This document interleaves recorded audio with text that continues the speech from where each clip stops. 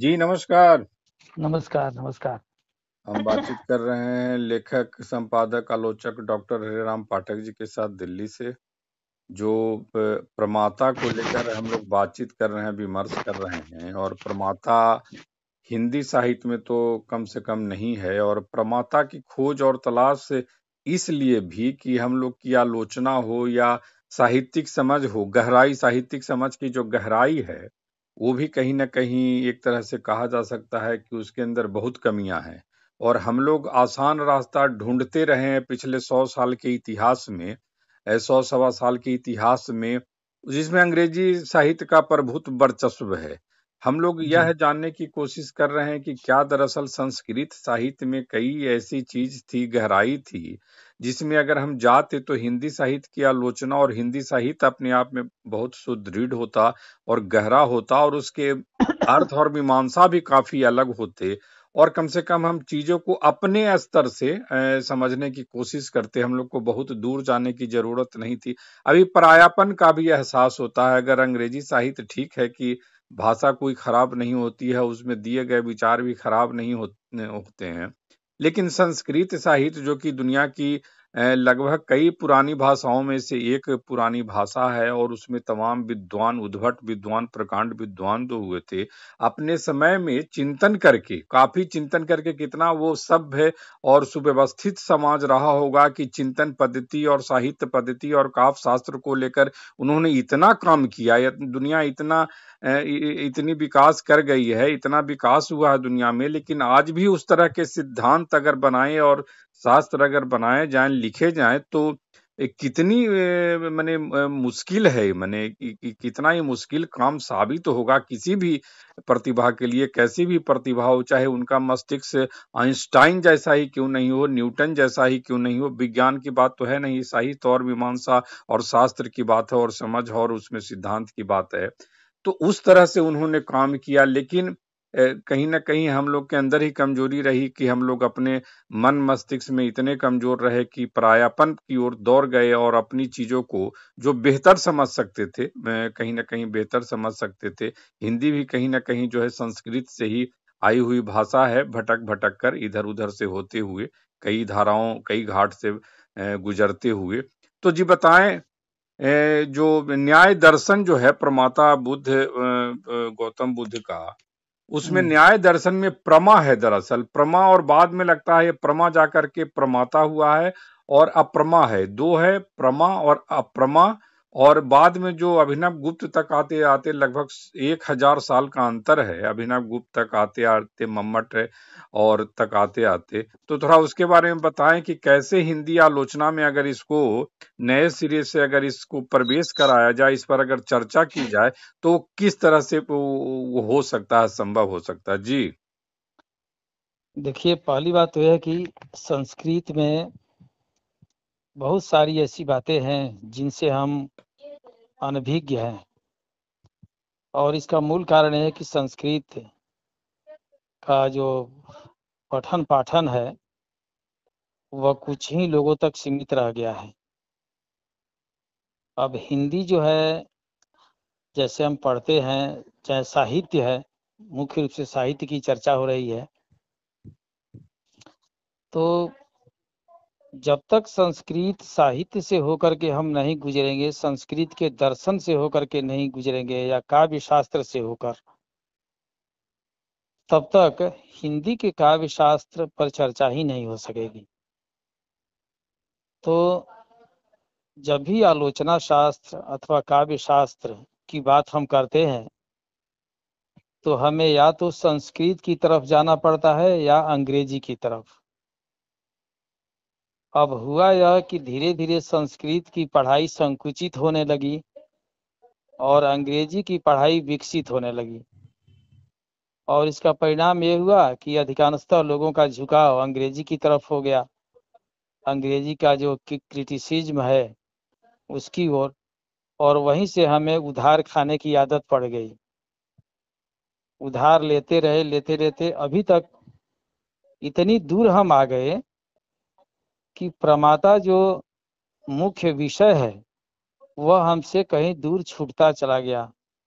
ज्ञान के क्षेत्र में हम कितने आगे रहे, पूरा भारत का जो संस्कृत वांग्मय है, वेदों से लेकर उपनिषदों के होते हुए काव्य शास्त्र तक, यह सब जो है वो ज्ञान की ही व्यापक परंपरा है और निरंतर खोज की परंपरा है।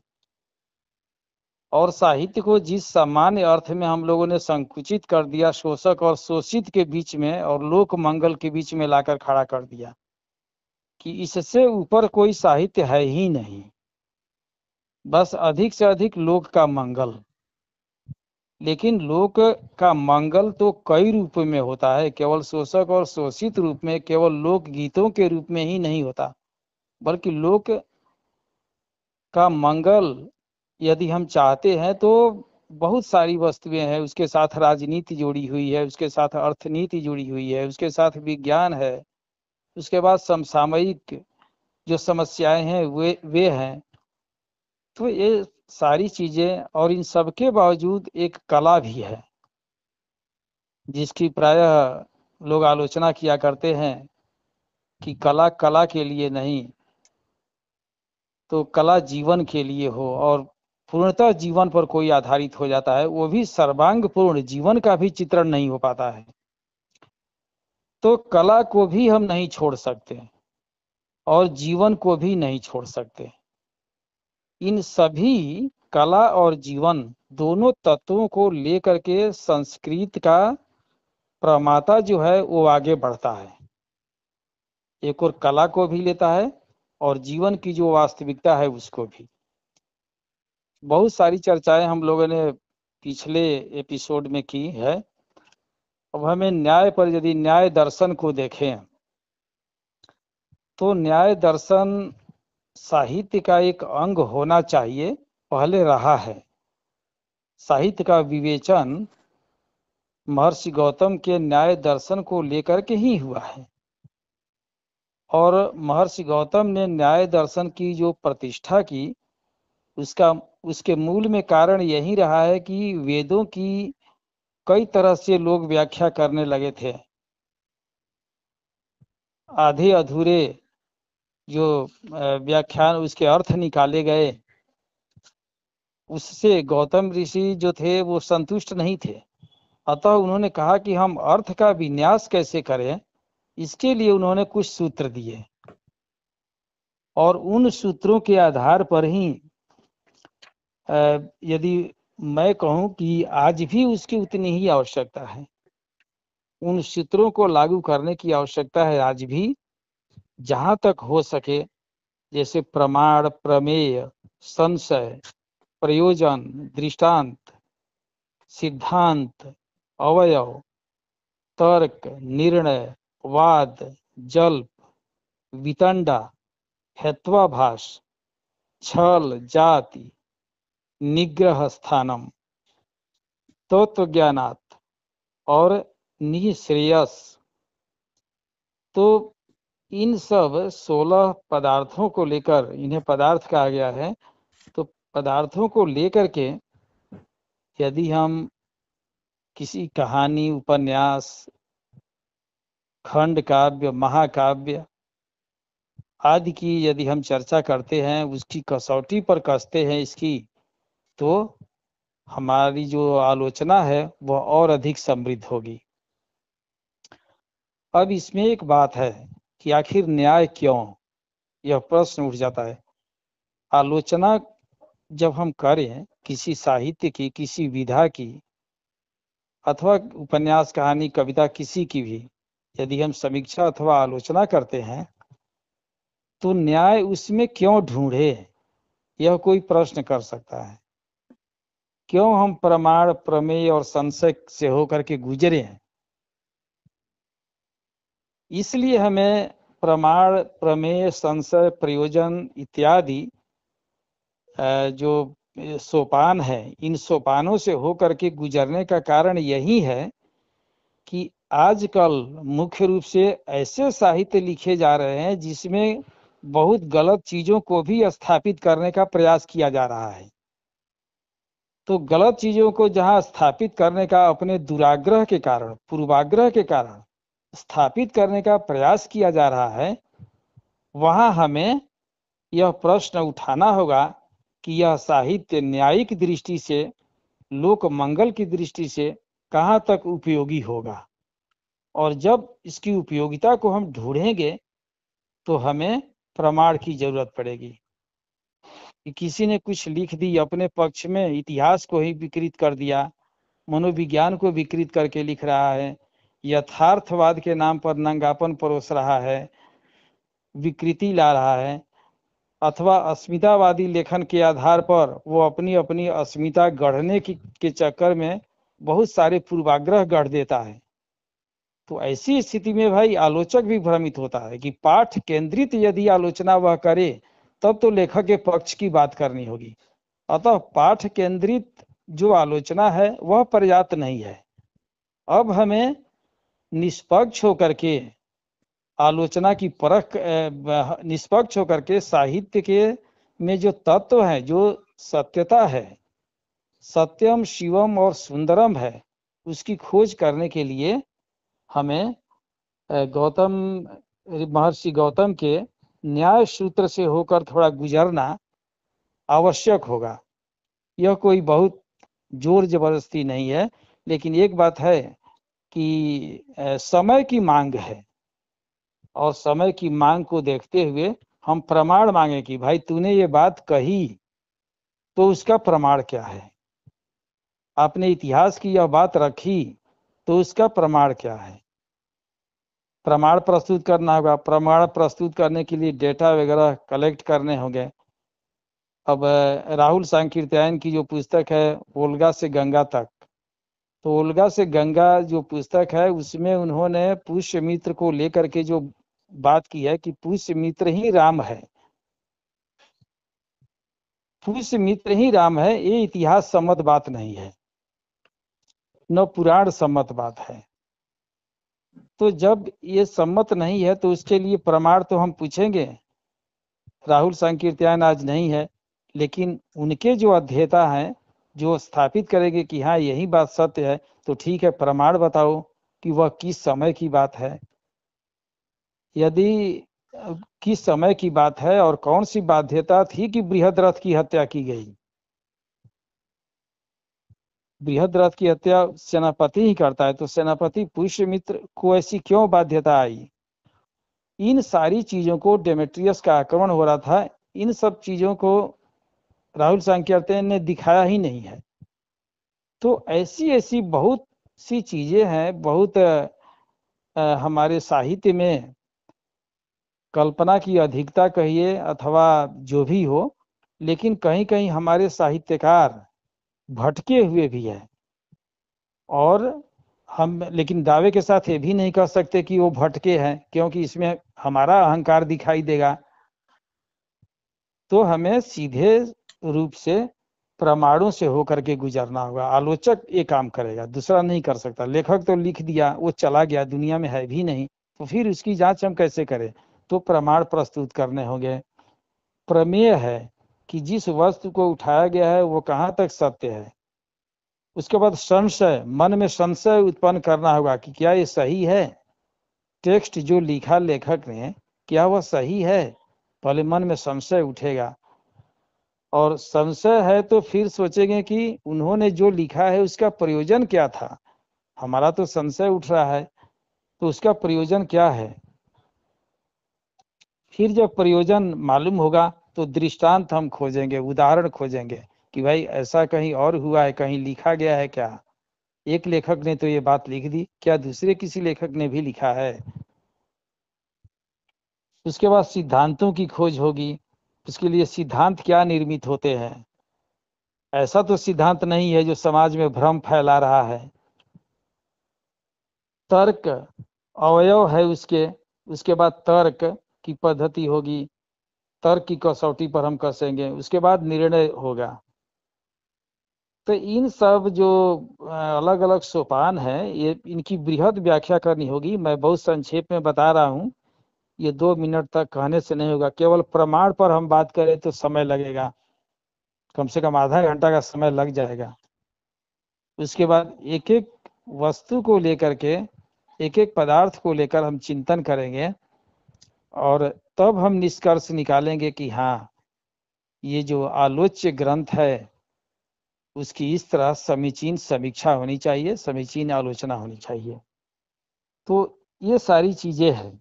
अब हम समय रहे तब हम प्रमाण क्या चीज है ये बताना होगा, क्योंकि सब आप अपनी आलोचक बात तो रखते जाएं, आप समय की कमी का ख्याल न रखें, आप अपनी बात, उस लय भंग होगा। हाँ, बात यह है कि मतलब एक दिन में संभव नहीं हो सकेगा, प्रमाण है। हम लोग बारी बारी से बात करेंगे। आज जो कुछ उसके ये को कहें, कुछ भाग हाँ, को आज हम भागो। सारांश रूप में उसकी समस्याएं क्या है, यदि इस चीज को हम लेते हैं साहित्य में, तो सभी आलोचक तो नहीं करेंगे, इसे नहीं अपनाएंगे। लेकिन हाँ, जो लेखक, जो आलोचक, और साथ साथ ये चीज है कि न्याय दर्शन की जो बात है वह केवल आलोचक के लिए ही नहीं है। वह जो लेखक है, मूल लेखक, जो उपन्यास, कहानी, काव्य जिसमें जिसकी रुचि है वह लिखता है, तो उसके लिए भी आवश्यक है कि इन सूत्रों का थोड़ा ध्यान रखे। उसके मन में भी संशय होनी चाहिए, संदेह होनी चाहिए कि आखिर मैं जो लिख रहा हूँ, जिसके विषय में लिख रहा हूँ, क्या पहले मनोविज्ञान, इतिहास अथवा राजनीति अथवा अन्य पुराने ग्रंथ कहाँ तक हमें प्रमाण प्रस्तुत करते हैं, कहाँ तक सत्य है।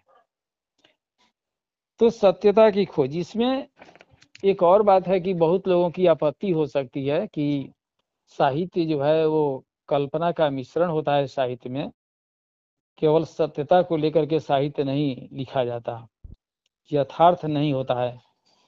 साहित्य में यथार्थ और कल्पना का मिश्रण होता है।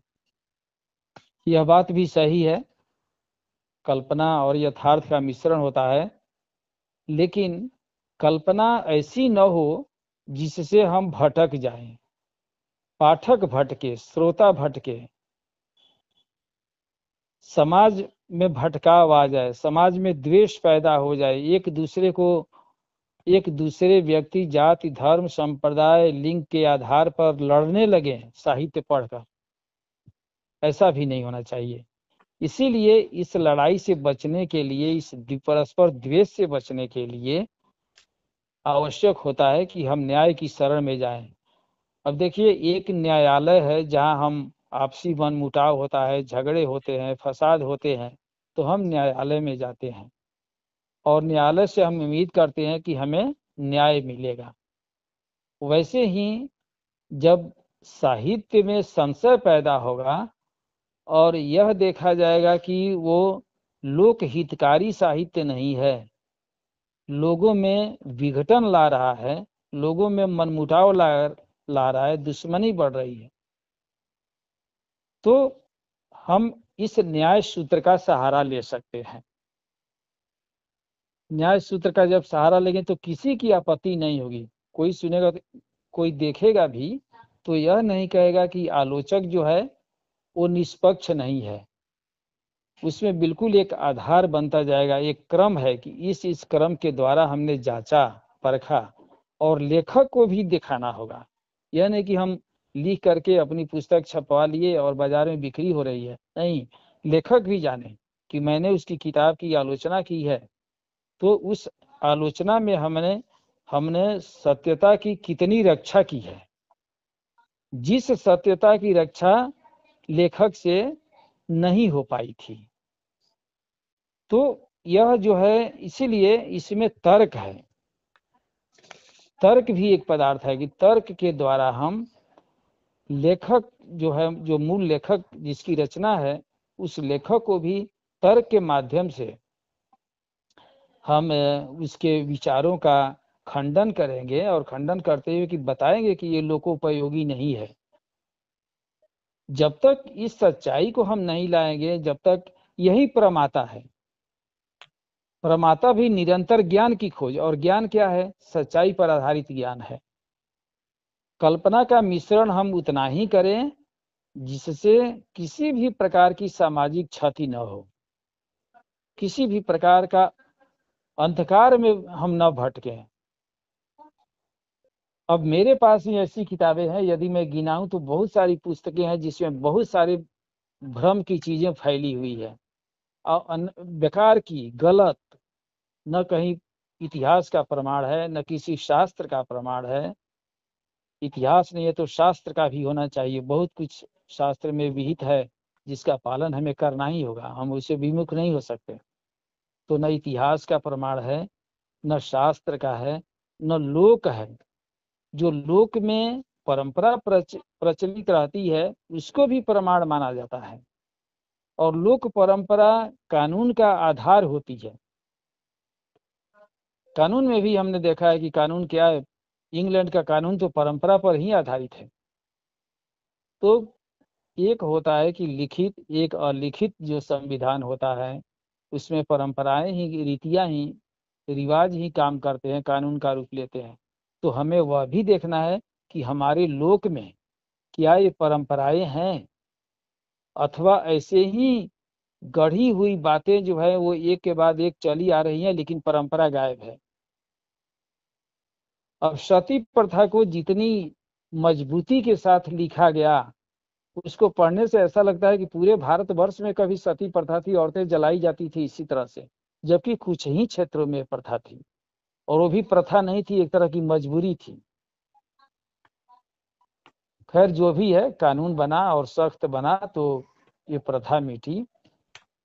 लेकिन बात यह है कि हमें अध्ययन करते वक्त, चाहे लेखक हो या आलोचक, उसे इन सब चीजों पर ध्यान देना आवश्यक होगा। नहीं तो हम ऐसे भटक जा रहे हैं और इस तरह से ये भटकाव क्यों है, ये बताते हुए चलना होगा ना। जैसे हम लोग भी उसी लहजे में बात करें कि सिर्फ चीजों को रख रहे हैं। ये भटकाव हुआ कैसे? क्या ये भटकाव अध्ययन की कमी के चलते हुआ, या गहराई में उतरने के चलते हुआ, या फिर जितना हम ज्ञान अर्जित किए उतने में काम चल जाए इसलिए हुआ, या फिर इसी तरह से कम जानकारों की एक महफिल या समाज बना उसके लिए हुआ, नए की खोज में हम भटकने वाले नहीं रहे इसके लिए हुआ? कुछ ना कुछ तो है तो। ये सारे प्रश्न जो आपने उठाए ये बहुत ही महत्वपूर्ण है, और इस पर एक एक कर विचार करना होगा। एक एक कर विचार करना होगा, अर्थात हमें दिखाना होगा प्रमाण। आखिर मैं बोल रहा हूं तो मैं क्यों बोल रहा हूं, इसका भी प्रमाण होना चाहिए। तो इसके लिए हमें पुस्तकों को उदाहरण के रूप में प्रस्तुत करना होगा, लेखकों के जो लेखकीय वक्तव्य हैं उन्हें प्रस्तुत करना होगा। तो अभी तो मैंने उदाहरण दिया ना, उल्गा से गंगा की ओर का उदाहरण जो हमने दिया, तो उसमें तो एक मालूम हो गया। एक तो हमने इतिहास का परिचय कराया। ऐसी बहुत सी बातें हैं जिनको हमें कोट करते जाना होगा, और हमें छोड़ना है जी। वह हमारी बात को किस रूप में ले रहे हैं।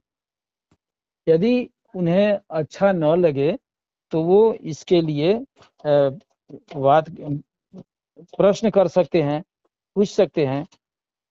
तो यह उनको भी छूट होनी चाहिए कि मर्यादित टिप्पणी के साथ वे हमसे प्रश्न करें कि भाई इस तरह आपने इसको अप्रामाणिक माना है, तो उसके आधार क्या है। तो ये सारी बातें हैं। अब बहुत सारी, मैं तो देखा एक किताब है अबलाओं का इंसाफ, क्योंकि शुक्ल जी के समय की ये पुस्तक है। शुक्ल जी ने उसकी चर्चा कहीं नहीं की है, और इस किताब में शुक्ल जी की इतनी निंदा की गई है, और स्त्रियों पर हुए अत्याचार को खूब लिखा गया है कि स्त्रियों पर अत्याचार हुआ, ये हुआ, वो हुआ, बहुत सारी बातें हैं। मैंने पुस्तक पढ़ी, और पुस्तक पढ़ने के बाद मैंने देखा कि जो लेखिका है वह खुद ही बहुत बड़े भ्रम की शिकार है।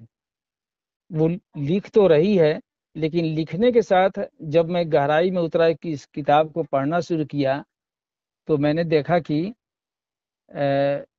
जो भाषा है अथवा जो प्रमाण अब प्रस्तुत गए। आपने जैसे जो मान लीजिए कि जो कुछ उदाहरण दिया आपने, बुलगा से गंगा संग्रह की आपने हाँ दिया है। हाँ हाँ हाँ। अब इसमें इसको ऐसे समझते हैं राहुल जी बोलगा से गंगा संग्रह की पहली कहानी निशा में निशा परिवार का चित्रण करते हैं और हाँ दूसरी और कहानी दीवा में निशा गण का चित्रण करते हैं। इस हाँ तरह राहुल यह सिद्ध करते हैं कि परिवार से गण का विकास होता है, जबकि मार्क्सवाद गण या कबीले से परिवार का विकास मानता है। द्रष्टव्य पूंजी खंड 1 हाँ division of labour and manufacture शीर्षक अध्याय। मार्क्स हाँ ने कहा है, असल में परिवार ने विकसित होकर कबीले का रूप नहीं धारण किया था, बल्कि हाँ इसके विपरीत कबीला ही मानव समुदाय का आदिम एवं स्वयं स्फूर्ति ढंग विकसित रूप था, जिसका आधार रक्त संबंध था। और जब कबीले के सूत्र पहले पहल ढीले पड़ने शुरू हुए, तब उसी में से परिवार के विविध प्रकार के अनेक रूप निकले थे। इसको इस रूप में देख लिए। अब राहुल जी में जो कहीं ना कहीं जो डिवीजन है, जिसको नॉलेज डिवीजन कह सकते हैं या डिवीजन ऑफ मेंटल पार्टिकुलर्स कह सकते हैं, कि सोच को वो जिस तरह से सुनियोजित होना चाहिए, जो न्याय दर्शन में आप बता रहे थे, वो हम्म क्रमिक नहीं है उनके दिमाग में। आगे बढ़ते हैं। हाँ अब बिल्कुल इसको बिल्कुल। इस रूप में समझते हैं, वर्ण और जाति व्यवस्था को ब्राह्मणों की इच्छा दृष्टि समझने की हिमाकत। राहुल जी हाँ ने वर्ण और जाति व्यवस्था को ब्राह्मणों की दृष्टि समझने का अज्ञान हर जगह प्रदर्शित किया। हर जगह। वर्ण और जाति व्यवस्था सामाजिक विकास का परिणाम थी, हाँ न कि ब्राह्मणों की इच्छा दृष्टि, जैसा राहुल जी ने दुर्मुख कहानी में दुर्मुख से कहलवाया है। हाँ ब्राह्मणों ने हमारे देश के मनुष्यों की छोटी बड़ी जातियों में इस तरह बांट दिया कि कोई अपने से नीचे वाले को अपने से मिलने देने के लिए तैयार नहीं। डॉक्टर हाँ राम कृपाल पांडे के शब्दों में, राहुल का यह दृष्टिकोण बिल्कुल बेहुदा दृष्टिकोण है। अच्छा। यह हाँ पोंगावाद है, हाँ मार्क्सवाद नहीं। मार्क्सवाद के अनुसार जाति प्रथा का उदय सामाजिक विकास की प्रक्रिया में आदिम जी साम्यवाद के बाद सामंतवाद के उदय के साथ प्रत्येक समाज में होता है। वह भारत तक सीमित चीज नहीं है और न ब्राह्मणों की इच्छा सृष्टि है। सोवियत संघ के मार्क्सवादी इतिहासकारों ने जाति व्यवस्था के बारे में लिखा है, जातियों तथा जाति व्यवस्था के अस्तित्व को समानतः केवल भारत के साथ ही संबद्ध किया जाता है, किंतु यह तथ्य ऐतिहासिक तथा नृजाति वृत्तीय साक्ष्य के पूर्णतः अनुरूप नहीं है। जाति के कुछ पहलू और जाति व्यवस्था के विभिन्न तत्व अनेक समाजों में पाए जाते हैं। अलबत्ता जाति व्यवस्था के विकास का सबसे अनूठा उदाहरण भारत ही प्रदान करता है, जिसने भारतीय समाज में विद्यमान भारतीय परिस्थितियों में अत्यंत अन्य रूप ग्रहण कर लिया है। अब धर्म की व्याख्या के बारे में देखिए कैसे वो अब वैज्ञानिक आलोचना करते हैं।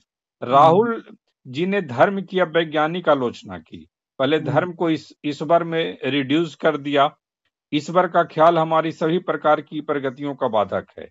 मानसिक दासता की यह सबसे जबरदस्त बेरी है। शोषकों का यह जबरदस्त अस्त्र है, क्योंकि उसके सहारे वे कहते हैं धनी गरीब उनके उसके बनाए हुए हैं, वह जो कुछ करता है ठीक करता है। अतः राहुल जी ईश्वर पर लाठी लेकर पील पड़े। धर्म हम्म, वर्ग समाज के साथ आया और वर्ग विहीन समाज में भी बड़ी मुश्किल से खत्म होगा। इस तथ्य से जो अवगत नहीं वह मूर्ख है। बौद्ध धर्म में तो ईश्वर और आत्मा के लिए कोई स्थान नहीं बताया जाता, लेकिन बौद्ध समाजों में गरीब अमीर शोषक शोषित क्यों बने रहे। धर्म की बिल्कुल आलोचना बहुत सावधानी पूर्वक करनी चाहिए। किसानों ने अपने शोषकों से लड़ते समय धर्म का इस्तेमाल किया था। धर्म एक समय प्रगतिशील भूमिका निभाता, इसको नजरअंदाज नहीं किया जा सकता। तो इतने उनमें अगर देखेंगे, वो बारी बारी से चीजों को, कभी कम्युनिस्ट थे, कभी बौद्धिस्ट थे, और हम्म कभी और कुछ थे, कभी मार्क्सिस्ट भी हुए। हाँ इतने बदलाव हुए हैं। उम्र लगभग 60 और 65 और 66 के आसपास मिली है, और हम्म, कहीं उस रूप में मानसिक उनको ठौर ठिकाना नहीं मिला है। जी, हाँ अपनी बात कहें। देखिए बहुत बढ़िया उदाहरण आपने पेश किए। और आपके जो उदाहरण है ये प्रश्न भी है इसमें, उदाहरण खुद ही आपने प्रस्तुत कर दिया। यही चीज है कि हमने या आपने, हम लोगों ने जो कुछ किया, विचार किया, चिंतन किया, अब इसी चिंतन को महर्षि गौतम के जो विभिन्न सोपान हैं, उन सोपानों के आधार पर हम किसी से तर्क करेंगे। यदि कोई आएगा और कहेगा कि नहीं, राहुल जी ने तो बहुत बढ़िया लिखा, ये सभी ब्राह्मणों ने जाति व्यवस्था बनाई, ऐसा की वैसा की, तो हमें उससे कहना होगा कि ठीक है, तो प्रमाण प्रस्तुत करो। प्रमाण प्रस्तुत करो, उसका प्रमेय क्या है, तर्क क्या है, विश्लेषण क्या है। और स्थापनाएं उसकी क्या है, किस तरह से होती है। बहुत सारे स्टेप्स है जो मैं पूरा अभी नहीं कह पा रहा हूँ, लेकिन जो मैंने पहले गिना ही दिया था। अब परमाणु कहाँ से लाएंगे, प्रमाण कहाँ से लाएंगे, जबकि ऋग्वेद सबसे पुराना धर्म ग्रंथ हिंदुओं का माना जाता है। तो ऋग्वेद में ही जब पुरुष सूक्त में कहा गया है कि ब्राह्मणो वश्य मुखमासिद बाहु राजन्य कृता पुरु तदस्य वैश्य पद्माभ्याम शूद्रो अजायत, जब यह श्लोक है बना, तो अब किसने इसको, तो वेद को तो श्रुति कहा जाता है, सुन करके प्रचलित था। इसकी रचना किसी निर्दिष्ट ब्राह्मण ने भी नहीं की, तो फिर एक क्यों आरोप। दूसरी बात जो है, गीता में चतुर्वर्ण मया सृष्टम गुण कर्म विभागशः, ये कृष्ण जी कह रहे हैं। अब कृष्ण जी का अर्थ बताइए कि वो कौन से ब्राह्मण थे।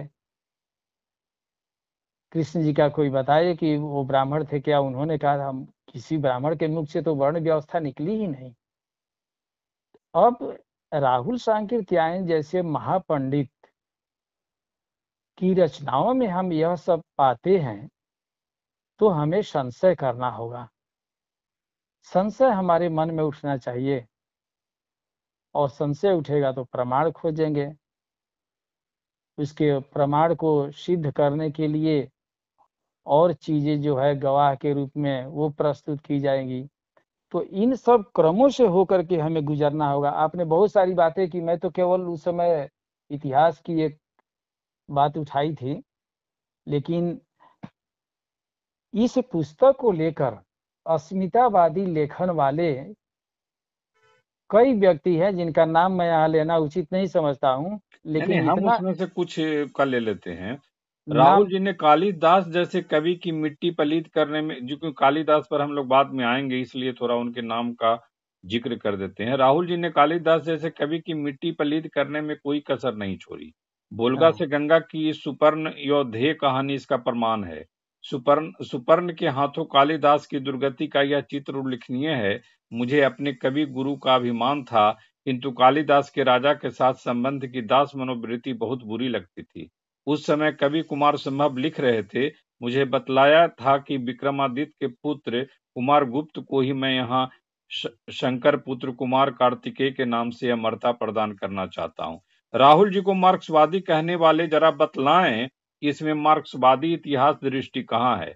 इतना ही नहीं, बौद्ध कवि अश्वघोष के समक्ष तो कालिदास न तो पिद्दी हैं और न पिद्दी का शोरबा। अश्वघोष की श्रेष्ठता और अपनी नीचता का हल्फिया बयान कालिदास स्वयं प्रस्तुत करते हैं।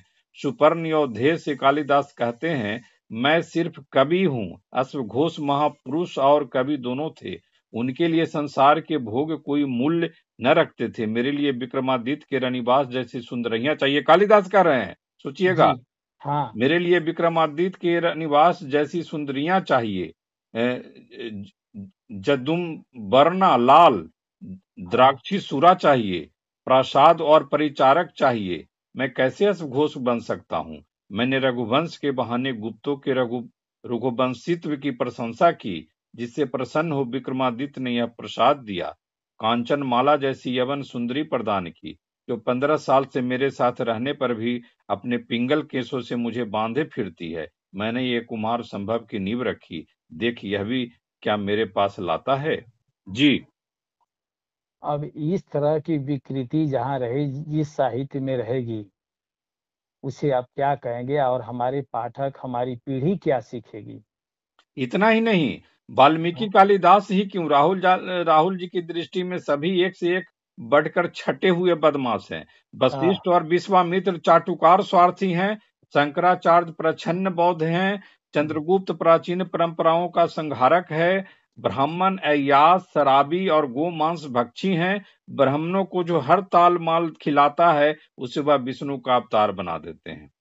अब बताइए, अब इस पर क्या कहा जाए, कितनी व्याख्या की जाए। मैं तो मतलब लोग सुनेंगे भी तो तो इसीलिए पता नहीं हमें, हम लोगों को क्या कहें। राहुल जी, अगर उनके पास मार्क्सवादी दृष्टि इसको समझने की जरूरत है रामविलास शर्मा ने अगर हिंदी साहित्य में उनके अगर उन्होंने जो कुछ किया दिया या धरा, उसमें देखेंगे वो मार्क्सवादी दृष्टि ऋग्वेद तक ले आते हैं हाँ चीजों हाँ को बिल्कुल। समझने के लिए। हम्म।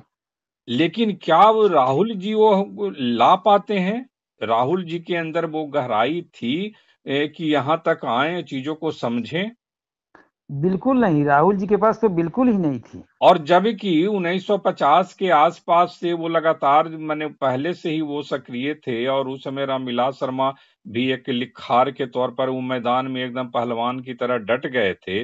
दोनों में कोई ऐसा आप संवाद नहीं देखे, रामविलास शर्मा से लगातार वो भागते रहे हैं संवाद करने से।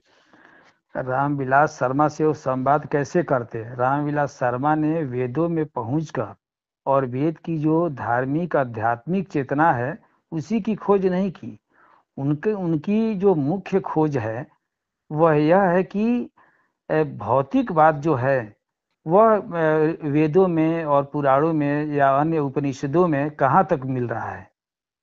वो वहां भी भौतिकवाद ही खोज रहे थे, जो भौतिकवादी दर्शन मार्क्स का है।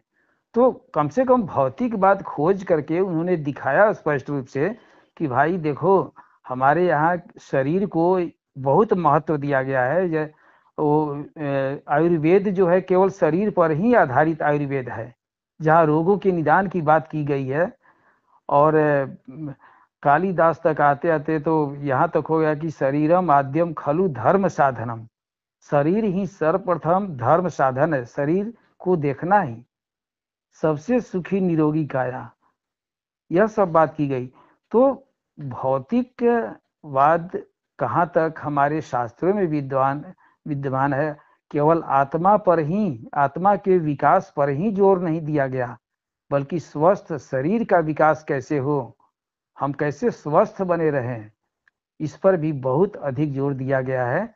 और इसे लेकर के उन्होंने अथर्ववेद से लेकर विभिन्न जो पुराण है या उपनिषद है अथवा कालिदास, चाहे अन्य भी अश्वघोष वगैरह की जो रचनाएं हैं, सब में उन्होंने यह देखा और पाया कि शरीर पर बहुत अधिक महत्व दिया गया है। तो उनकी पहुंच अलग थी। अब लेकिन उनके उनके राहुल जी ने कुछ तो उनके साहित्य को ही कुछ हाँ? उनके कुछ काफी माने जो उनके अंदर में जो एक तरह से विभाजन है, मानसिक विभाजन, हाँ। उसको इस तरह से समझिए कि कट्टर और समाजी बाबा रामोदर दास ने एक बार कहा था, महाभारत के बाद भारत में दो ही ऋषि हुए हैं, बाकी सब छोटे मोटे मुनि हैं। वे दो हैं, भगवान बुद्ध और भगवान दयानंद। ये दयानंद के भी एक समय बहुत बड़े पैरोकार हो गए थे, बहुत बड़े पैरोकार, और समाजी भी हुए थे, आपको पता है कि नहीं? हाँ हाँ पता है, पता है। लेकिन कालांतर में कट्टर बौद्ध राहुल सांकृत्यायन ने दयानंद को दूर दुरा दिया। हाँ।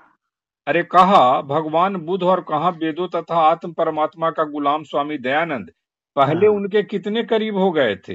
पहले यही बता रहे थे भगवान बुद्ध और भगवान दयानंद, जो उस समय जो कट्टर आर्य समाजी थे, उस समय ये कह रहे थे। रामोदर दास जी, इनका एक नाम रामोदर दास भी था, इन्होंने अपना नाम रख लिया था। हाँ तो वो पहले मठ में भी तो रहे थे, शुरुआत तो वहीं से तो हुई है। उस समय भगवान बुद्ध थे और भगवान दयानंद, एक ही हाँ। 60 साल के जीवन में किस तरह से व्यक्तित्व में रूपांतरण हो रहा है, चरित्र में रूपांतरण हो रहा है, जिसको जिसको प्रमाता में कहा जाता है कि आप कोई अस्मिता की बात नहीं कीजिए, लेकिन इस तरह से अगर अस्मिताएं समय काल में बार बार बदलती रहेंगी तो फिर उसकी व्याख्या के लिए भी प्रमाता को भी बार बार बदलना होगा उसमें। बार बार बार बदलना होगा। और उस दिन बातचीत हो रही थी महेश्वरी जी के साथ, तो उन्होंने कहा था कि बदलाव जो है वो आवश्यक है।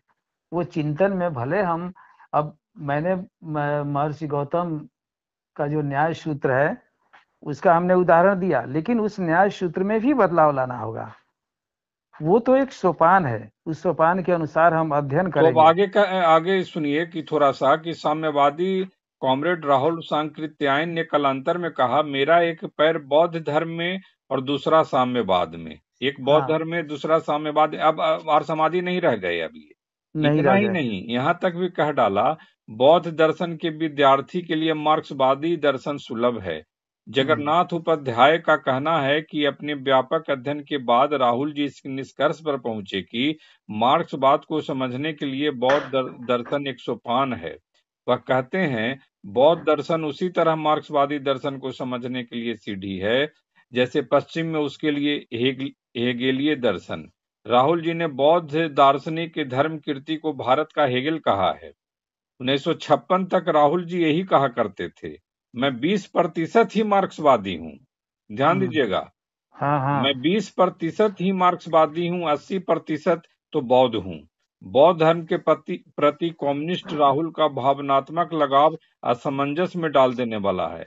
जब 14 अक्टूबर 1956 को अंबेडकर ने नागपुर में लाखों लोगों के साथ महाथेरा भदंत चंद्रमणि के बुद्ध धम्म में दीक्षा ली तो राहुल जी ने गदगद होकर कहा था, डॉक्टर अंबेडकर ने भारत में पुनः बौद्ध धर्म का ऐसा मजबूत स्तंभ गाड़ दिया है कि जिसे भारत भूमि से अब कोई उखाड़ नहीं सकेगा। ये बौद्धिस्ट राहुल सांकृत्यायन जी का कहना है जी। वही तो। अब जिनका 80% जो है वो मार्क्स की चिंता करते थे, 20% ना, 80% ये मार्क्सवादी हैं और 80% ये बौद्धिस्ट हैं, 20% मार्क्सवादी हैं।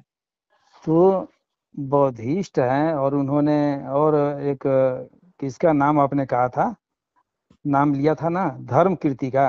धर्म कीर्ति धर्म कीर्ति का हेगेल नाम कहा लिया। था, भारत का हेगेल, हाँ ठीक है, बौद्ध भारत। दार्शनिक, बौद्ध दार्शनिक धर्म हाँ तो कीर्ति। भारत के हेगेल थे, ठीक है, वहां तक तो सही है। लेकिन क्या धर्म कीर्ति ने जो स्थापना की, जो विचार किया, जो चिंतन किया धर्म कीर्ति और नागार्जुन ने, वो क्या उस स्तर तक राहुल सांकृत्यायन जी क्यों नहीं पहुंच पाए? शून्यवाद और प्रतीत्य समुत्पादवाद, इस पर जो गहन चिंतन धर्म कीर्ति ने किया है, उसके तो बहुत दूर दूर तक भी देखा जाता है तो राहुल जी कहीं नहीं पहुंच पाते हैं। उनका उत्तर आधुनिक विश्लेषण जब होने लगता है तो उत्तर आधुनिकता में देरिदा वगैरह उस सिद्धांत को अपना लेते हैं, उसी धर्म कीर्ति और नागार्जुन के सिद्धांत को अपना करके, और वो लोग एक नया सिद्धांत खड़ा कर देते हैं अलग तरीका से। खैर वो बात अलग है। लेकिन राहुल जी की जो धारणाएं हैं, अब डॉक्टर अंबेडकर को क्या मान रहे हैं, बहुत बड़े मसीहा मान रहे हैं। और उसी डॉक्टर अंबेडकर की उन्होंने अपनी एक कहानी में बहुत निंदा भी की है। अब इसे क्या कहेंगे हम, जो 20वीं कहानी जो है उसी में, इसका नाम बाद में सुमेर में, और इसका बाद में उन्होंने हटा भी दिया था, कहानी हट गई थी, किंतु मेरे पास जो किताब है उसमें कहानी फिर जोड़ दी गई है। इसमें 2 लोगों को उन्होंने लपेट में लिया है, एक अंबेडकर को और एक महात्मा गांधी को, और बहुत बुरे शब्द कहे हैं। मैं तो सोचता हूँ कि अब इस तरह से उदाहरण रख करके, पुस्तक सामने रखकर क्रम से एक एक करके इस सब का विवेचन किया जाए कि हम कितना भटके हुए हैं। हमारी पीढ़ी इन सब आलेखों से, इन सब कहानियों से, उपन्यासों से या अन्य रचनाओं से कितना कुछ पा सकेगी, यह बहुत आवश्यक बात है। ये किसको इस रूप में देखिए, एक बार डॉक्टर धर्मानंद कौशाम्बी ने हाँ त्रिलोचन जी से कहा था, राहुल विद्वान हैं लेकिन जल्दबाज हैं, विद्वता में कोई कमी नहीं, लेकिन वो उतावला अधिक हैं। राहुल जी की उतावली ने उनके लेखक को प्रभावित किया। लगता है कि वह लिखार मानसिकता से ग्रसित हो गए हैं। उन्होंने स्वीकार भी किया है कि जब मैं देवली कैंप में था तो प्रतिदिन नियम पूर्वक 20 पृष्ठ लिखे बिना सोता नहीं था। वही ठीक है, बहुत बढ़िया विवेचन किया और उन्होंने। इतना ही नहीं, इसमें यह भी है कि दिग्दर्शन के प्रूफ राहुल जी के श्रीमुख से सुनते हुए मार्क्सवादी दर्शन के प्रसंग में एकाध बार मुझे लगा कि राहुल जी का विवेचन शायद सही नहीं है। एक बार मेरे एतराज पर सहमति व्यक्त करते हुए राहुल जी ने कहा, इसे छपने दो, फिर दूसरी लिख दूंगा। अमृत राय राहुल जी की ढीली पोली स्थापनाओं की शिकायत करते हैं। अमृत राय और मार्कंडे इससे अपनी सहमति जताते हुए कहते हैं कि उनकी उतावली ने मार्क्सवाद को भी क्षतिग्रस्त किया। हाँ बहुत बहुत ढीली किया। ढीली पोली का अर्थ है कि जो वैचारिक स्थितियां थीं हाँ मार्क्सवाद की, या जो मार्क्सवाद का विज्ञान है, हाँ। भौतिकवाद को लेकर, दर्शन को लेकर जो विचार हैं, बौद्ध धर्म के प्रभाव से मुक्त नहीं हो सके हैं। हम्म। बिल्कुल। देखिए, मार्क्स का सिद्धांत इतना गलत नहीं था जितना कि विकृत रूप में उनकी निंदा की जा रही है। और इतना ही लेकिन नहीं, आप इसको यह भी देखिए कि राहुल जी बहुभाषाविद थे। अधिकांश के मतानुसार उन्हें 36 भाषाओं का ज्ञान था। उन्होंने एक बार स्वयं कहा था कि वह 40 भाषाओं का ज्ञान रखते हैं, लेकिन जय जयकारी लोग यहाँ तक कहते हुए पाए जाते हैं कि वह 72 भाषाओं के जानकार थे। बावजूद बहुभाषा ज्ञान के वह हिंदी के ही लेखक थे। हिंदी ने ही उन्हें इतना महापंडित के रूप में प्रतिष्ठित किया था। निश्चित रूप से वह महापंडित थे और हिंदी के मनीषी लेखक थे, लेकिन उनकी उतावली और अतिवादिता ने उनकी हिंदी को भी भयानक रूप से प्रभावित किया। उनके एक प्रकाशक देव कुमार मिश्र ने कहा कि इसमें संदेह नहीं कि उनकी मूल कृतियों की भाषा थोड़ी ढीली ढाली है, कहीं कहीं पुनरुक्ति दोष भी है, और उसमें संपादन की यथेष्ट गुंजाइश है। बाबा नागार्जुन के अनुसार वह भाषा पर ध्यान नहीं देते थे। मैंने एक बार कहा, आपकी भाषा कहीं पर अर्जित तो कहीं पर बहुत ढीली हो जाती है। उन्होंने हम्म जवाब दिया, आप ठीक कर दीजिए। मैंने बाबा नागार्जुन को उन्होंने कहा कि हम्म। आप ठीक कर दीजिए। मैंने कहा, क्यों करें, मेरे पास हम्म कोई काम नहीं है क्या? इस पर हम्म। बोले, आने वाली पीढ़ी यह काम करेगी। मैंने कहा, आने वाली पीढ़ी के पास क्या यही काम रहेगा? वह हाँ अपना काम करेगी या आपकी भाषा ठीक करेगी? हाँ डॉक्टर हाँ। रामकृपाल पांडे ने राहुल जी की भाषा विषय कमजोरियों पर पर्याप्त प्रयास प्रकाश डाला है और शिकायत की है कि आचार्य राहुल जी ने आचार्य महावीर प्रसाद द्विवेदी, प्रेमचंद, आचार्य रामचंद्र शुक्ल, जयशंकर प्रसाद के बाद लिखना शुरू किया था। इन हम्म। पूर्ववर्ती लेखकों की भाषा, व्याकरण आदि की दृष्टि से इतनी प्रौढ़ थी कि उसमें आप त्रुटि नहीं दिखा सकते। इसकी विपरीत राहुल जी की भाषा अपेक्षाकृत बहुत लचर कही जाएगी। जी। सचमुच बहुत ही लचर है। अब केवल भाषा ही नहीं, केवल भाषा का अर्थ उन लोगों ने उनके कथन को लिया हो यदि, तो मैं तो यही समझता हूँ कि कहने की जो उनकी शैली थी, उनका जो तरीका था, यदि उसे भाषा कहा जाए तो बिल्कुल ही तरीका उनका लचर है, अप्रामाणिक है। उसमें प्रमा, अब आप हम लोग प्रमाता पर आते हैं, तो प्रमा नाम की चीज नहीं है। जो ज्ञान होना चाहिए, और प्रमाता कौन है? प्रमाता तो वो है जो सब कुछ जानता है, जो गहन अध्ययन है उसके पास, जो विभिन्न भाषाओं का जानकार है, विभिन्न क्षेत्रों से ज्ञान अर्जित किया है, वो प्रमाता है। तो पहले तो प्रमा होनी चाहिए। और देखिए, बात है कि बहुत भाषाओं के जानकार हो जाने से कोई पंडित नहीं हो जाता है। पंडित होने के लिए तार्किक होना होगा। मैंने वही जो महर्षि गौतम के जो सिद्धांत हमने गिनाए, उसी से होकर के कि हम बहुत सारी किताबें न लिखें, एक ही किताब लिखें। बहुत भाषाओं के जानकार न हो, एक ही भाषा के जानकार हो, लेकिन एक ही भाषा में, एक ही पुस्तक में हम तर्क द्वारा इस प्रकार की विषय सामग्री प्रस्तुत करें कि वो लोक मंगलकारी हो। तो सब दृष्टियों से साहित्य जो है यही है। उन्हें तो कहानी और उपन्यास से अधिक और मैं ये समझ। अतिवाद कितना कठिन कार्य है कि हिंदी में अगर मान लीजिए कि बांग्ला साहित्य तक में, हाँ आप कुछ भी लिखते हैं, चूंकि सब इतने लिखार और पढ़ने वाले हैं कि आप कुछ भी कह के कुछ निकल नहीं जाएंगे। नहीं। हाँ हाँ हाँ हाँ रविंद्रनाथ टैगोर की लेखनी को उस समय बंकिम चंद्र चटर्जी ने बार बार टोका है, रोका है हाँ। कि आप इस तरह के काम नहीं कर सकते, इस तरह से लेखनी नहीं कर सकते, इस तरह से आप दैहिक वर्णन नहीं कर सकते। इस तरह से कई ऐसे प्रसंग हैं दोनों के बीच में। हम्म। भाषा को लेकर, भाषा में छूट नहीं दी जाती। जिस तरह से आप भाषा का इस्तेमाल करते हैं पात्रों के लिए, लेकिन पात्रों के हमारे बीच यहाँ में तो बिल्कुल, संवाद के लिए। हमारे यहाँ तो हिंदी में तो पूजा होती है। एक बार जो हो गया, हु ले ले, वही चीज है अब यहाँ। इसको लेकर के नागार्जुन कहते हैं कुछ आंतरिक बात कहते हैं, वो कैसे कैसे ये सब जो अतिवाद कैसे काम करता है, इसको सुनिए कि हाँ नागार्जुन ने राहुल जी के इस वैवाहिक संबंध को त्रासद माना है। चौथेपन में 3 लेखकों ने शादी की थी। तरुणी हाँ और वृद्ध साहचर्य की यह दुख भरी कथा है। हाँ सत्यनारायण कविरत्न, बालकृष्ण शर्मा नवीन और राहुल जी के जीवन का यह अनमेल संबंध बड़ा त्रासदीय था। बाबा के इन संस्मरणों में कमला जी के प्रति थोड़ा आक्रोश है, लेकिन राहुल जी के अतिवाद व्यक्तित्व का यह असंभव भावी परिणाम तो होना ही था। मनोवैज्ञानिक दृष्टि से देखा जाए, जो कि लकान के बारे में उन्हें अरुण माहेश्वरी जी ने कहा था कि वहाँ सेक्स को हाँ। लेकर काफी कुछ ये बहुत धींगा मुश्ती नहीं है और उसको कोई मैटर नहीं माना जाता है। लेकिन मैं मनोवैज्ञानिक तथ्य के अनुसार इसको माना जाता है कि मनोवैज्ञानिक दृष्टि से देखा जाए तो कमला संस्कृतायन कभी भी दोषी नहीं है।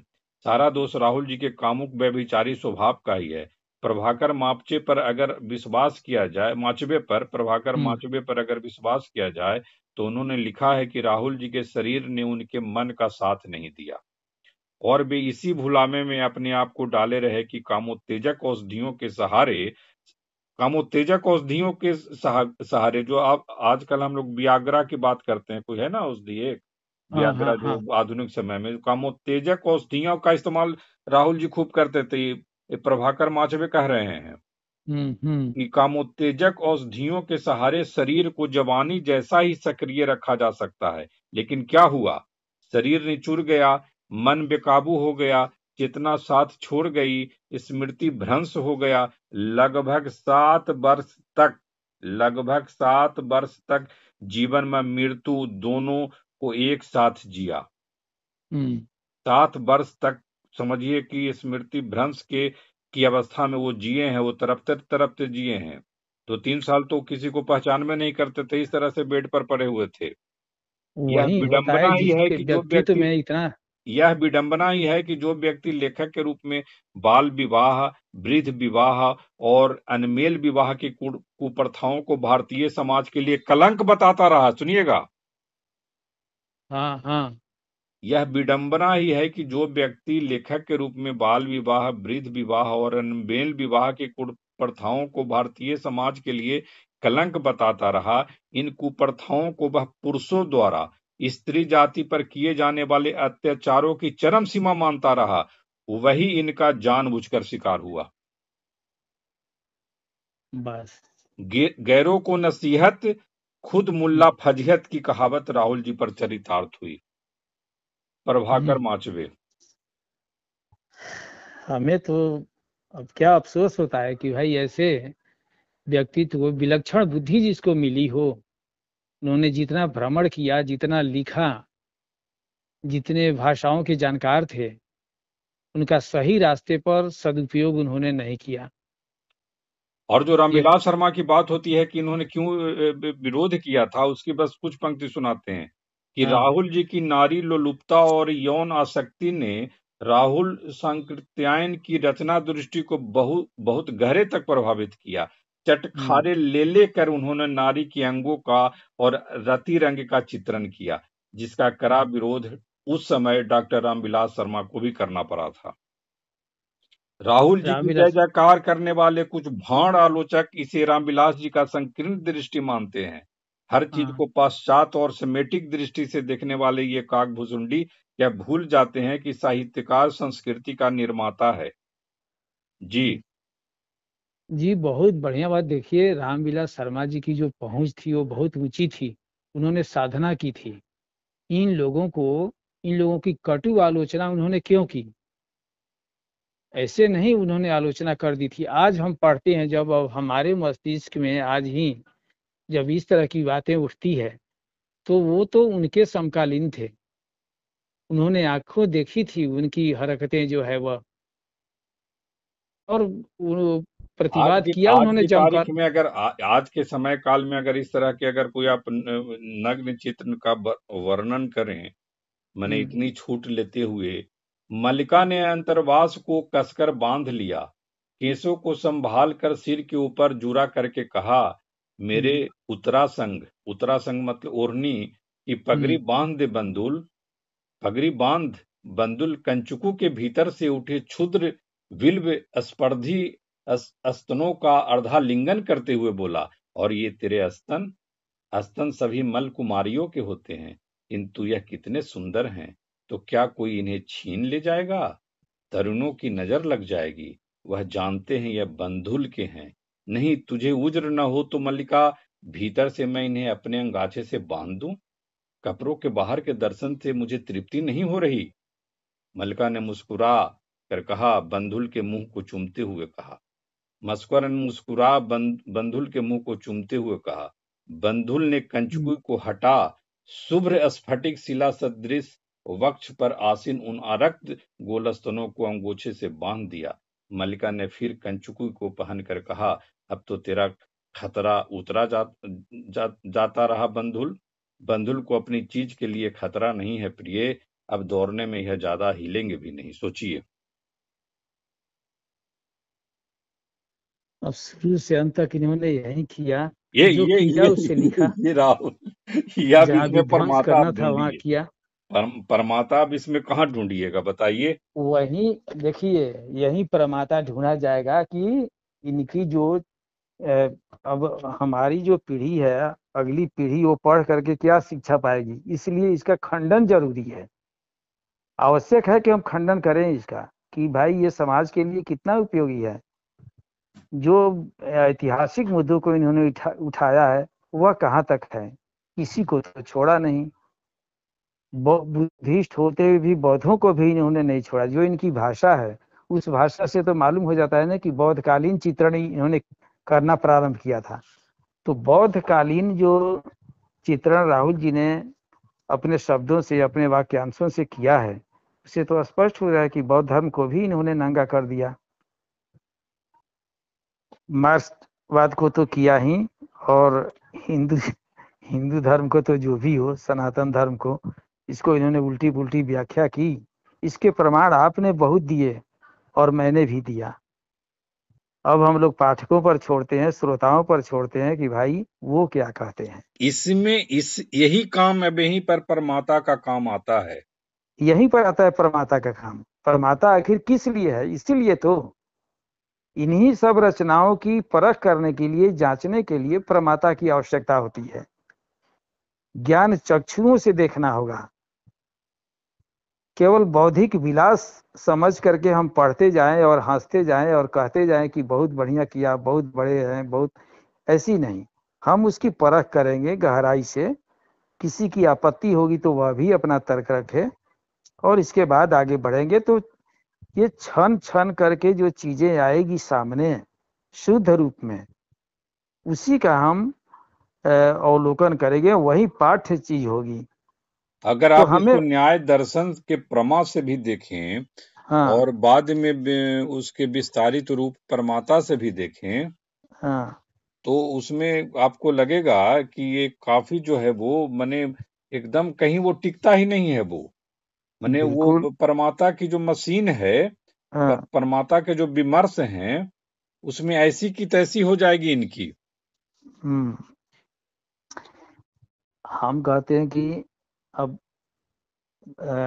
बाद की बातें हैं, वो सब बातें जो है अपने पहले की बताई। मैं एक उदाहरण दे रहा हूँ, सुमेर इनकी कहानी है। इसमें लिखते हैं कि सारी बातें ठीक हो जाए यदि धर्म, भगवान, पुराण पंथिता अब हमारा इसको इस पिंड रूप में छोड़ दे। देखे। अरुण महेश्वरी जो कहते हैं उसी को उसी रूप में देखते हैं, ध्वन्यालोक में आते हैं। इसको हाँ समझिए, हाँ, ध्वन्यालोक में आते हैं लोचन टीका, ठीक है ना। हम्म, तो उसमें वो कहते हैं, अभिनव गुप्त, ध्यान दीजिएगा, हाँ इसको मना करते हैं कि इतना भटकाव करोगे और तुम कहोगे कि हम साहित्य में चित्त और संस्कार की उत्पत्ति कर रहे हैं, किसको मूर्ख बना रहे हो, डांटते हैं वो। हाँ, चित्र देखिए, वासना, चित्र हाँ वासना विशिष्ट हाँ त्वाचेतस, चित्र वासना विशिष्ट हाँ त्वाचेतस यदाह तासा मनादि त्वम असीसो नित्वात्। समझ रहे हैं? हाँ हाँ हाँ, देखिए यही बात है। अर्थात चित्र में विचित्र प्रकार की वासनाओं की विशिष्टता होती है। जैसे कहा है उनका अनादित्व होता है, क्योंकि आकांक्षाएं नित्य होती हैं। जाति, देश और काल से व्यभितों का भी अनंतर होता है, क्योंकि स्मृति और संस्कार एक रूप बने रहते हैं। समझिए इसको। आखिर संस्कार का विलुप्तीकरण इतना क्यों हो गया? कि कैसे हो गया? कैसे हो गया? कहाँ से आ गया? कौन सा पागलपन सवार था? हर एक जगह हम देखते हैं ये कि अभिनव चित्र। अभिनव गुप्त कहते हैं, ध्वन्यालोक के लोचन टीका में कह रहे हैं। हाँ हाँ, नहीं तो आलोचना थी निष्पक्ष, तभी तो एक के बाद एक खंडन होता रहा सिद्धांतों का, लेकिन एक सिद्धांत का खंडन करके भी दूसरे का मंडन होता था, एक सिद्धांत की स्थापना होती थी। और इतना और ही जिस नहीं, हाँ दर्पणो व्याख्यो ध्वनि हाँ ध्वंस ग्रंथो अपि। हाँ आप हर चीज को इस तरह से आप हृदय दर्पण भी एक जो भट्टनायक की जो रचना है, बहुत चर्चित रचना है। उसमें कहते हैं हृदय रूपी जो दर्पण है, उसमें आज दिख जाता है कि क्या सही और क्या गलत गलत आप कर रहे हैं। देखिए, मैंने सब कुछ करते ये हुए भी परमाता जो निष्कर्ष है हम यही ना, निकालते परमाता हैं में बहुत कि छूट हमारे आपको यहाँ मिलने वाली नहीं है। हाँ परमाता में बहुत छूट मिलने की बात नहीं है, क्योंकि उसमें इतने कंडीशंस हैं। आपको कैसे होंगे तो परमाता माने विषय को लेकर ही अब आप जानेंगे, उसके निष्कर्ष की बात छोड़ दीजिए। हाँ, उद्घाटन, खोज, अन्वेषण एक चीज है उसमें। बहुत सारी चीजें हैं। आप उसमें उसकी नैतिकता ना भी तय करें, अस्मिता ना भी तय करें, तो आपको विषय ही तय करने में आपके प्राण छूट जाएंगे, हाँ हाँ, जैसा कि बिल्कुल। हम लोग देख चुके हैं राहुल नहीं जी तो में। इसे हम कहते हैं कि इन सब विषयों से भागने का मतलब क्या था? कोई कारण होगा। ये लोग संस्कृत के पढ़े लिखे विद्वान थे ही, तो फिर भागे क्यों इन विषयों से? इसलिए कि उन विषयों से भागेंगे यदि, तभी हम चटखारे भरा वर्णन कर पाएंगे। राहुल जी यदि वहाँ अभिनव गुप्त को पढ़ते और भामा उद्भट को पढ़ते, तो जो लिख रहे हैं वो ना लिखते, क्योंकि यहाँ तो एकदम कसौटी है, निकष है। उसी निकष पर खरा उतरना होगा, तभी आप साहित्यकार कहे जाएंगे। यहाँ तो जो बकवास कर रहा है वो भी साहित्यकार ही है। तर्क भले न हो कुछ भी, प्रमाण कुछ भी न हो, प्रमेय कुछ भी न हो, लेकिन हाँ, संदेह न हो उसमें, लेकिन जो कह दिया वो साहित्य हो गया। इसीलिए संस्कृत के तरफ से विमुखता या प्रमाता की तरफ से विमुखता का कारण एक यह भी रहा है कि हम उससे अलग हटना चाहते हैं, और हम समाज को भटकाना चाहते हैं। कहीं कहीं जानबूझ करके भटकाया गया है। राहुल जी में तो हम वही देख रहे हैं। जब विद्वान थे तो फिर भटकाव कहाँ से आ गया? इसका मतलब कि जानबूझ करके भटकाना काम रहा, जानबूझ करके अपनी जिद को प्रतिष्ठित करना था, कुछ नया परिवर्तन करना था। परिवर्तन के लोभ में भी बहुत कुछ गलत चीज प्रचारित हो गई। तो यह सब चीजें हैं, इसको फिर हम लोग चर्चा करेंगे।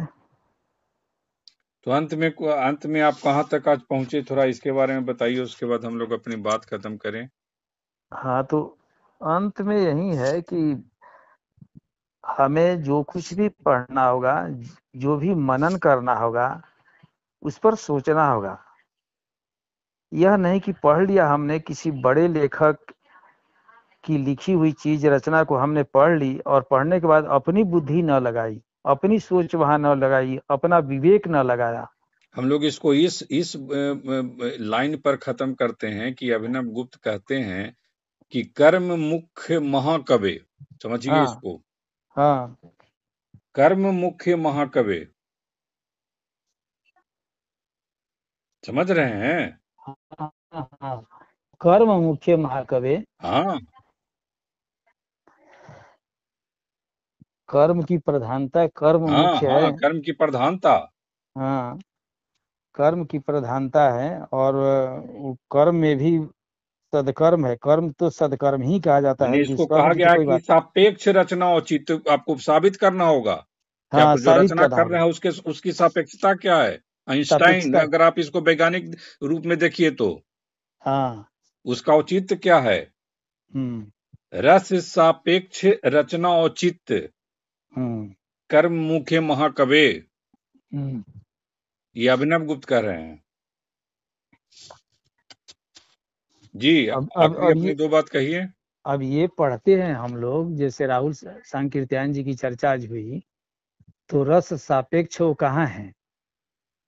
रस सापेक्षता तो वहां दिखाई ही नहीं देती है, वहां तो कुटिलता दिखाई देती है। जब हम चर्वण करते हैं किसी कहानी का अथवा रचना का, जब हम चर्वण कर रहे हैं, उसका आस्वाद ले रहे हैं, तो उस आस्वाद में हमें आह्लाद होना चाहिए, हमें आनंद की प्राप्ति होनी चाहिए। लेकिन हमने जो कुछ भी पढ़ा यहाँ पर, खासकर हो सकता है कि दूसरी जगह उन्होंने कुछ और लिखी हो, लेकिन जिसकी चर्चा हमें हुई यहाँ पर, यहाँ आह्लाद खत्म हो जाता है। यहाँ तो पूर्वाग्रह प्रेरित आदमी होता है, चाहे आनंद भी लेता है तो एक अलग तरह का, वो आनंद नहीं है, मनोरंजन है। साहित्य का उद्देश्य जो है मनोरंजन अब नहीं है, कैसे देखिए, आनंद है। कैसे कहते हैं इसको, इसमें देखिए लास्ट में हम कह रहे हैं हम्म औचित्य रचितम। हम्म कौन कह रहे हैं? प्रमाता, जो जिसको लेकर हम लोग जो है वो न्याय दर्शन से यहाँ तक आए हैं, जो अभिनव गुप्त कह रहे हैं। हम्म औचित्य रचितम वाक्यम सततम समन्तम सत्ताम। हम्म पंक्ति को औचित्य देखिए। की खोज, औचित्य, हाँ, हाँ देखिए, औचित्य औचित्य रचितम संप्रदाय, वाक्यम। औचित्य। अब देखिए, हमने जो चर्चा की उसमें औचित्य कहाँ तक देखा? क्या औचित्य है इसमें? क्या मजबूरी थी इसके कि अर्थ इस को इसमें समझिए कि यदि काव्य का जीवन स्वरूप औचित्य काव्य में चिंतन द्वारा भी नहीं दिखाई देता, तो उस काव्य में सन्निविष्ट अलंकारों और गुणों की निरर्थक गणना से क्या होने वाला है? हाँ, वो अलंकार रस सब कुछ क्षीण हो जाएगा यदि औचित्य रहेगा ही नहीं तो। औचित्य ही नहीं है तो वहाँ रस कैसा? औचित्य ही नहीं तो वहाँ कथन की भंगिमा कैसी? उचित तो होना चाहिए। हम कह दें कि सूर्य जो है वो पश्चिम में उगता है, तो क्या, और खूब बढ़िया कविता बना दें उस पर, तो इसका मतलब क्या कि वो अनौचित्य दोष, औचित्य दोष जो वहां में आ गया, उससे क्या लोग आनंदित हो गए? कुछ प्राप्ति होगी उससे?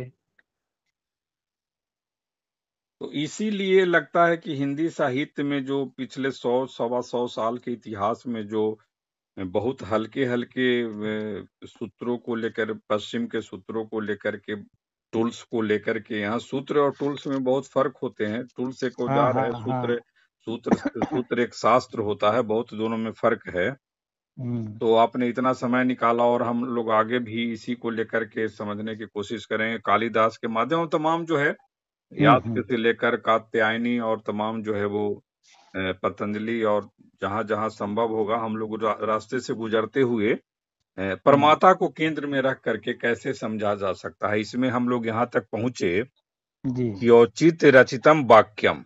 हम्म और उसके पहले जो हम लोग बोले थे कि क्या था, कि जो कर्म कर्म महाकवि, हाँ। कर्म मुख महाकवि, हम्म कर्म इंगित होना चाहिए। आप जो लिख रहे हैं महाकवि, उससे उससे महाकवि वही है जिसे कर्म इंगित हो। वो इंगित हो। कौन सा कर्म दिग्दर्शन करा रहा है, दिखला रहा है, यह चाहिए। कर्म और औचित्य। जी जी। अब औचित्य ही जहाँ नहीं है कि क्या कह रहा है, वहां पर वो रोज का उतना रस ले लेकर के वर्णन कर रहे हैं, वह कहाँ तक औचित्य है और क्या है, क्या दिखाना चाह रहे हैं? तो आपने महात्मा समय गांधी निकाला को। उसके लिए बहुत बहुत आभार। हम लोग आगे भी संवाद रखेंगे। नमस्कार। जी नमस्कार, नमस्कार।